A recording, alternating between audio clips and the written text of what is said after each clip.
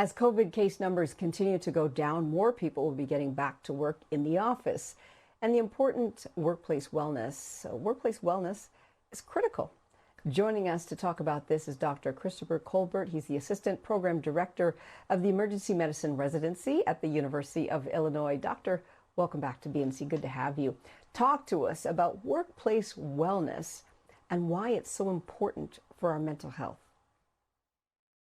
So, Laverne, one of the silver linings to this COVID pandemic is that part of the front conversation is mental health. We have been discussing mental health as parents, as children in school, in the capacity of healthcare providers, employees, and employers. We're having really great discussion and expanding the conversation on the value of health and mental health specifically, and how mental health really helps with the job productivity. It helps with interaction with your colleagues as well. And so now we're returning back to everyone's back into the office and having that discussion of how to ensure and support individuals' mental health. But don't a lot of people have mental health issues from work itself? I mean, let's face it, just the stress of driving to work and being at work, interacting with people, having to deal with different, people and scenarios. I mean, and I'm not being sarcastic, but I mean, isn't that part of the problem? Just the work-life balance? So, and here's the thing, an excellent point, and you ask any physician, anyone with a medical license, they'll communicate with you. Everyone has a degree of some sort of mental health concerns that should be addressed. Everyone does. It just so happens that based on your work facility, the different stressors can be a catalyst or a trigger to exacerbate those concerns. So, with that, we put into place opportunities for individuals to have conversation, resources at one's job to engage in conversation and to assist your employees so they continue to be helpful employees and productive employees in good mental health. So what kind of things can people do to manage stress from their jobs? The first thing is to acknowledge it and communicate. And it sounds very cliche and very, very, very, very common idea, but people don't do that. The majority of individuals do not seek help until there's a tipping point. Don't wait for the tipping point to have a conversation. Communicate with individuals at your job that you feel safe with having that conversation with, or what other resources that you may have. For some individuals, sometimes your resource may be your church. It may be the guys you work out with, or the guys you go to the gym with, or in whatever capacity. Ensure that your work-life balance is best by understanding that all of this is interconnected. And you going to work is just something that we all have to do. And having that conversation, acknowledging that you may have some challenges in some capacity or some issues that need to be addressed is the first step to moving forward for mental health. And what about employers? Should they be including workplace wellness in their healthcare plans? So again, one of the silver linings on COVID is just this conversation, because employers are also human beings at work as well. CEOs have the same challenges that everyone else does. Human beings are human beings across the board. So when we return, everyone's returning, this conversation is from the top all the way down. And so a lot of businesses, in fact, are putting into place different resources for their employees to ensure that they can move forward at their job and be mentally healthy.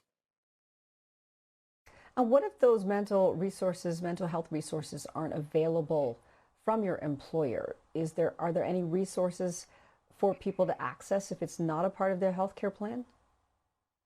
So that is the ongoing challenge that we all have, is what happens if where I'm working, it's not offered, which is a very common question that we receive in the emergency room from patients because everyone has access to an emergency room. So what we try to do in emergency rooms, number one, is provide resources. And those resources can be easily found on the internet and also within your immediate area. The most common recommendation I ask is I tailor the conversation to, well, where do you work? What's close to where you work? And most importantly is, who do you feel comfortable speaking to? And then from there, you can tailor those resources to those individuals, because the reality is, as you had communicated, not everyone's job will offer these resources. However, the resources are available. And what about employers and corporate C-suites? Are there things that they can encourage in the workplace in terms of wellness that's beyond what we're experiencing with the pandemic, but things, that we were experiencing before the pandemic that have really been highlighted?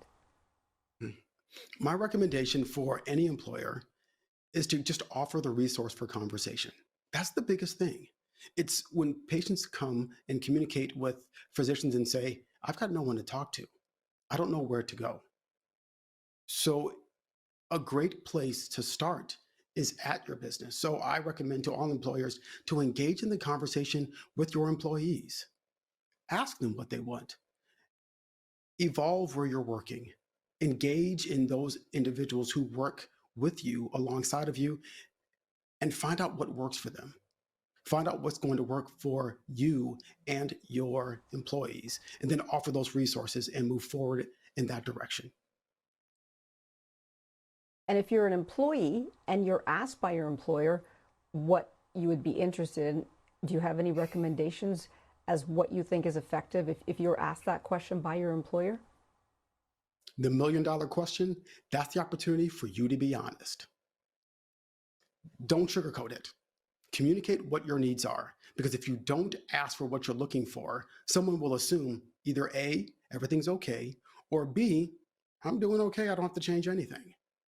Communicate your concerns. For example, Hey, maybe they're for I'm sorry. example, are you talking about like, and I just want to, I didn't mean to cut you off, but I want to be clear. So you're supposed to tell your employer, hey, I need more time off or something like that. Is that an example of what you're looking for? What people should Well, ask for? I'm telling you, keep your job. Don't just deliver it. Keep your job, but there's a way in which you deliver conversation. Um, a lot of us have realized that by being at home, we have a little bit more wiggle room with picking up our children, taking our children back to school, or participating in like the little things of picking up kids, Right, which is huge. right.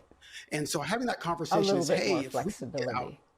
exactly, flexibility is huge. And there's flexibility with different directions for different lenses of individuals. Just acknowledging that flexibility and conversation for flexibility That can makes have perfect huge sense, effect. doctor. Appreciate that. Thank you for clarifying that. Thank you. Been very helpful. Appreciate you being with us here on BNC. Emergency medicine physician, Dr. Christopher Colbert.